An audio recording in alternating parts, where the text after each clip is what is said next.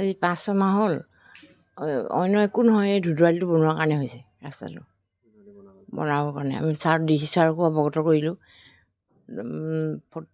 ছাৰৰ ওচৰলৈ গ'লোঁ ছাৰে সেইবিলাক ল'লে লৈ পেলাই একো এতিয়া ব্যৱস্থা ছেকেণ্ডবাৰ আহিম বুলি কৈ এতিয়া কোনো চাবলৈ অহা নাই মোৰ 15-20 জনমান আছে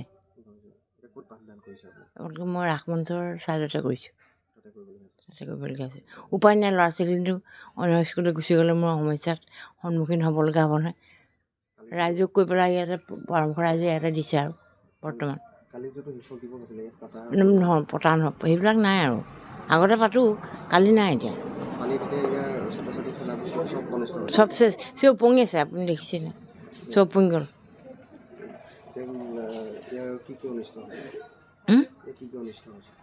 এইবিলাক চব বস্তুৱে গ'ল বুলি ক'ব লাগিব আৰু মোৰ পানীৰ উপঙি গ'ল কিছুমান বস্তু এতিয়া এটা কথা নহয় আপোনালোকৰ ইয়াৰ ছাত্ৰ-ছাত্ৰীসকলক মানে যিখিনি খোৱা ব্যৱস্থা আছে সেইখিনি খোৱা কৰিব নাই এতিয়া নাই পৰা তাৰমানে মই ঘৰতে বনাই কিছুমান খুৱাওঁহি উপায় নাই নহয় ঘৰত বনোৱা ব্যৱস্থাটো কৰিব নালাগে অথচ উপায় নাই তাৰমানে পানীখিনি কিহৰ কাৰণে জমা হৈছে এই ধুদুৱালিটো বনোৱাৰ কাৰণে হৈছে ধুদুৱালিটো এই মেইন সেইটোৱে অংকটো অন্য একো নাই ধুদুৱালিটো বনোৱাৰ কাৰণে হৈছে ড্ৰেইনৰ ব্যৱস্থা কৰা নাই ড্ৰেইনৰ কাৰণে হৈছে নলা ব্যৱস্থা কৰা নাই কালিহে আহিলে চালেহি চাই পেলাই কালভাৰটো একো কৰা নাই এয়া ক'লোঁ ক'বহে পাৰি আৰু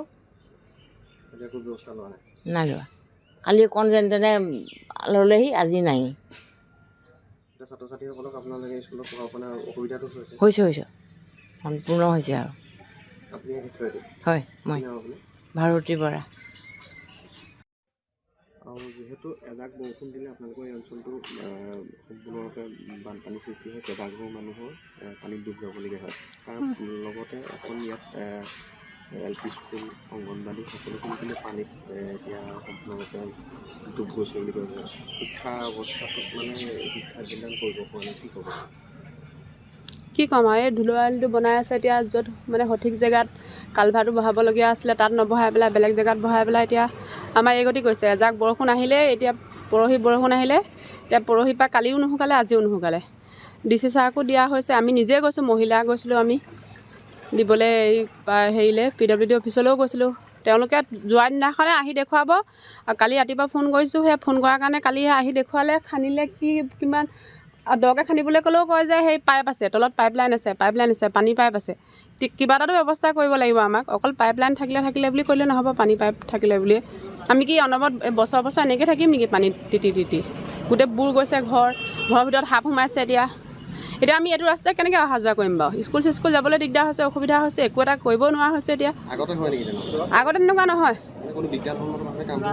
কৰা তেওঁলোকে জানিব এতিয়া কৰিছে নাই কৰা খালি আমি য'ত মানে ৰাইজেও চহী দি পেলাই তেওঁলোকে এখন এপ্লিকেশ্যন দিছিলে যে পুলটো অকণমান চেঞ্জ কৰি দিবলৈ কৈছিলে অলপ আগত দিবলৈ কৈছিলে তেওঁলোকে এতিয়া কি কাৰণে তাত নিদি পেলাই এতিয়া এইটো জেগাত দি পেলাই এইটো ব্যৱস্থা কৰিছে গম নাপাওঁ সেইটো কাৰণে পথটো হৈছে ভালেই হৈছে কিন্তু সঠিক জেগাত সঠিক কাম হ'ব লাগে এতিয়া ড্ৰেইনটো দিম বুলি ক'লে এতিয়া আমি যোৱা এতিয়া 4-5 মাহে হ'ল আজিলৈকে এইটো হোৱাই নাই ড্ৰেইনটো হোৱাই নাই ড্ৰেইন হ'ব কেতিয়া তেওঁলোকে দিম এপ্ৰুভেল দিব লাগিব আমাক তেনেকৈ কৈ থাকে কেতিয়া এপ্ৰুভেল দিব তেওঁলোকক কেতিয়া আমাৰ ড্ৰেইন বনাব আমি এনেকৈ থাকিব লাগিব মানে আমাক গোটেই বাগান গুচি গ'ল গোটেই সাঁচি গছ গুচি গ'ল এতিয়া আমাক সেইবোৰ কোনে দিব ক্ষতিপূৰণটো তেওঁলোকে নিদিয়ে আৰু নিদিয়ে মানে তেওঁলোকে দিবও লাগিব আমাক ইমান গোটেইখন বাগান গুচি গৈছে আমাৰ 60-70 কুইণ্টেল পাত পোৱা বাগান গুচি গৈছে তেওঁলোকে ধৰি আমাক কিবা এটা ব্যৱস্থা কৰি দিব লাগিব আমি তাৰ ওপৰতহে চলোঁ আমাৰতো চৰকাৰী চাকৰি বুলিব তেনেকুৱা নাই আৰু এই স্কুলখন দেখিছে স্কুলখনৰ গোটেই অৱস্থা নাই এতিয়া 5-6 মাহ হ'ল ল'ৰা ছোৱালী পঢ়িবলৈ আহিব নোৱাৰে ইয়াত সেই তাত ৰাসমঞ্চত হেৰি কৰি আছে এইখন অস্থায়ী হিচাপে তাত বহাইছে এতিয়া কি কৰে এতিয়া চৰকাৰে এতিয়া কি কৰে ৰাস্তাটো কেনেকৈ হেৰি কৰি দিয়ে আমাক আৰু এই বামুণ গাঁও কমাৰমুঠা বামুণ গাঁও পৰে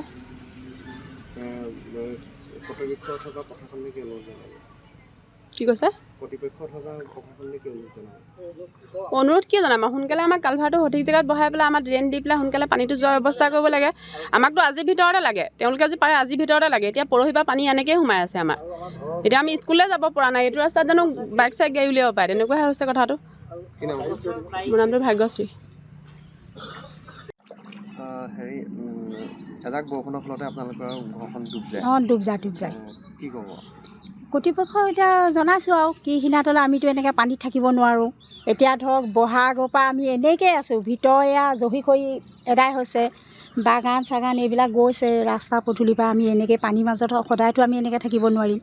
অফিচলৈও গৈছোঁ, কেইবাবাৰ DC ছাৰ ওচৰলৈও এনেকৈ যোৱা হৈছে, বহুতখিনি হেৰি কৰা হৈছে। গতিকে আমাৰ অতি সোনকালে পানীটো উলিয়াই আমাৰ সমস্যাটো সমাধানটো কৰি দিব লাগে। কিহৰ কাৰণে? ৰাস্তা ড্ৰেইন নিদিয়াৰ কাৰণে হৈছে।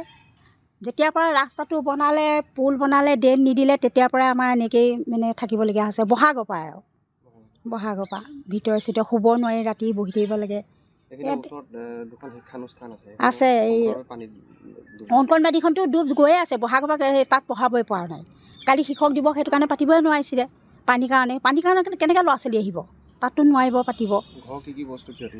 আমাৰ ঘৰ বৰ বস্তু চব তিতিছে, আপোনাৰ খুটা এয়া বাঁহৰ খুটা, এয়া ঘৰ এয়া যাওঁ বৰ বস্তু ক্ষতি হৈছে। আৰু এয়া বাগান এয়া তাতে চলোঁ, সেয়াও নাই, সাঁচি গছো নাই, সেয়া দেখিছে আৰু সেয়াই অৱস্থা। বাগানখনো নাই, জীৱিকা সেইতে আমি চলি আছিলোঁ। এতিয়া বৰ্তমান ক'বলৈ গ'লে সেইটোও নাই, মৰি গৈছে। বাগান মৰি গৈছে আমাৰ। মণি বৰা, এই বামুণ গাঁও। এজাক বৰষুণ দিলে আপোনালোক মানে বানত ডুবি থাকিবলগীয়া হয়। হয়, কি ক'ব, কোন অঞ্চলত হৈছে এই ঘটনাটো? এইটো আমাৰ এই দক্ষিণ গাঁও পঞ্চায়তৰ অন্তৰ্গত বামুণ গাঁও আমি নিবাসী। গতিকে আজি এই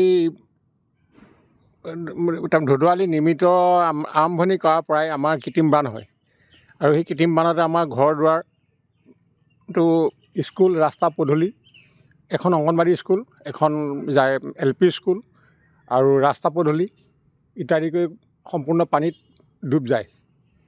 যোৱা হেতু আৰু ঘৰ বাৰী দুৱাৰ মানে কোনো হেৰি নাইকিয়া হ'ল, ভিতৰত সোমাব নোৱাৰা হ'ল। দ্বিতীয়তে বাগান, চাহপাতৰ বাগান অন্তত মানে এবিঘা 1.5 বিঘা বাগান, সাঁচি গছ, তামোল গছ, কলগছ, পাণ গছ ইত্যাদি কৰি বহুতো আমাৰ ক্ষতি হৈছে। জহি খহি গৈছে। আৰু এইটো মানে কৃত্ৰিম বানপানীৰ কাৰণে আছে। এই ৰাস্তাটো বনোৱাৰ কাৰণে, যিটো ৰাস্তা এতিয়া বনাইছে, নতুনকৈ নিৰ্মিত কৰিছে, এই মানে যিটো আপোনাৰ ধুদুৱালি, এই ধুদুৱালিটোৰ কাৰণেই আমাৰ এনেকুৱা, আগততো এনেকুৱা হোৱা নাছিলে। যেতিয়া নতুনকৈ এই ৰাস্তা নিৰ্মাণ কৰিছে, তেতিয়াৰ পৰাই আমাৰ কৃত্ৰিম এজাক বৰষুণতে আমাৰ গোটেই বানপানী সৃষ্টি হয় ইয়াত। তাত কিবা ভেটা, এতিয়া নতুনকৈ ভেটা বান্ধি দিলে নেকি? নতুনকৈ ভেটা বান্ধি তেনেকৈ দিয়া নাই, কোনো ড্ৰেইনৰ হেৰি কৰা নাই। কি কয়, কিহৰ ফলত হৈছে? এইটো ৰাস্তাৰ কাৰণে, ৰাস্তাৰ মানে দুৰ্বলতাৰ কাৰণেই হৈছে। এতিয়া আমাৰ প্ৰায় 3-4 ঘৰ মানুহ পানীতে মানে ডুব গৈ থকা নিচিনা হৈছে। ডুব গৈছোঁ আৰু থকা নহয়। বিভাগীয় কৰ্তৃপক্ষ আমি জনোৱা হৈছিলে, গোলাঘাটলৈ গৈছোঁ, DC ছাৰৰ ওচৰতো আমি মানে উপায়ুক্তৰ ওচৰতো এখন আবেদনো দিছিলোঁ। কিন্তু তাৰ পৰা কোনো বিভাগীয় কৰ্তৃপক্ষই আমাৰ এতিয়ালৈকে ইয়াত আহি পেলাই উপস্থিত হোৱাহি নাই, আৰু চোৱা চিতাও নাই। বহুত যথেষ্ট মানে আমাৰ মানে কোনো মানে সীমা নাইকিয়া হ'ল, ইমানেই ক্ষতি। অকল ঘৰত থাকিবলৈ ঘৰটোহে আছে, তাৰ বাহিৰে একোৱেই নাইকিয়া হ'ল আমাৰ বাৰীঘৰ। ঘৰো এই জহি খহি গৈছে। মোৰ নাম পুলিন বৰা। অংগনবাদীখনতো সম্পূৰ্ণ আজি প্ৰায় মানে প্ৰতিজাক বৰষুণত দিলেই অংগনবাদী স্কুল বন্ধ হৈ যায়। আৰু অংগনবাদী স্কুলৰ কণ শিশুহঁতে এই আমাৰ ৰাস মঞ্চৰ যিটো ষ্টেজ আছে, তাৰ ষ্টেজৰ কিনাৰতে সৰু ৰুম এটাতে অকণমান এই ল'ৰা ছোৱালীবোৰ নি পেলাই অলপ খেলা ধূলা কৰিছেগৈ। গতিকে স্কুলতো আৰু একো নায়েই, সম্পূৰ্ণৰূপে একদম মানে পানীত জাহ গৈছে। আৰু অন্যথা কালি যোৱাকালি মানে শিক্ষক দিৱস হৈ গৈছে। শিক্ষক দিৱসৰ কাৰণেও কোনো মানে পানীৰ কাৰণে শিক্ষক দিৱস একো মানে কৰিব পৰা নগ'ল, অনুষ্ঠিত কৰিব পৰা নগ'ল। সেয়েহেতু আমি আহ্বান জনাইছোঁ এই কৰ্তৃপক্ষক, মানে ৰাস্তা আৰু আমাৰ ধৰক উপায়ুক্ত মহোদয়কো আমি বৰ বিশেষভাৱে অনুৰোধ জনাইছোঁ যে তেখেতে আহি আমাৰ এইখিনি চাই আমাক ইয়াৰ কিবা ক্ষতিপূৰণ দিব বুলি আমি মানে বহুত আশাৰে বাট চাই। হয়, যিকোনো খবৰৰ বাবে যোগাযোগ কৰক 7099017330 লগতে 7099017110 নম্বৰত।